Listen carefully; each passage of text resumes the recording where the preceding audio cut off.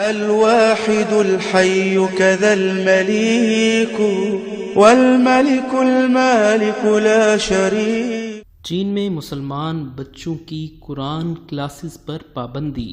چین کے سرکاری حکام نے ملک کے مغربی صوبے جہاں اکثریت مسلمانوں کی ہے، مسلمان بچوں کو موسم سرما کی تعطیلات کے دوران منعقد ہونے والی مذہبی کلاسز میں شرکت سے روک دیا ہے.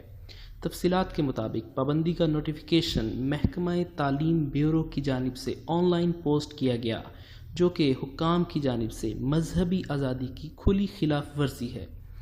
اس نوٹیفیکیشن کے مطابق اسکول کے طلباء پر پابندی ہوگی کہ وہ تعطیلات کے دوران مذہبی کلاسز یا تقریبات میں شرکت کے لیے ایسی جگہوں پر نہ جائیں. چین کی اکیڈمی آف سوشل سائنس کے ایک پروفیسر نے ملک میں بڑھتے ہوئے اسلامی اثر و رسوخ کے تناظر میں اس فیصلے کو خوش آئند قرار دیا ہے.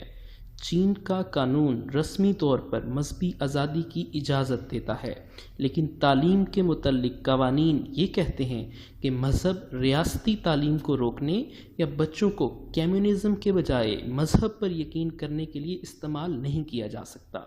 یاد رہے کہ چین کمیونسٹ ریاست کے طور پر جانا جاتا ہے اور وہاں سنکیانگ صوبے میں تشدد کی لہر کی وجہ سے بڑھتی ہوئی مذہبی سرگرمیوں، خصوصاً مسلمانوں کی سرگرمیوں کو بطور خاص نشانہ بنایا جاتا رہا ہے.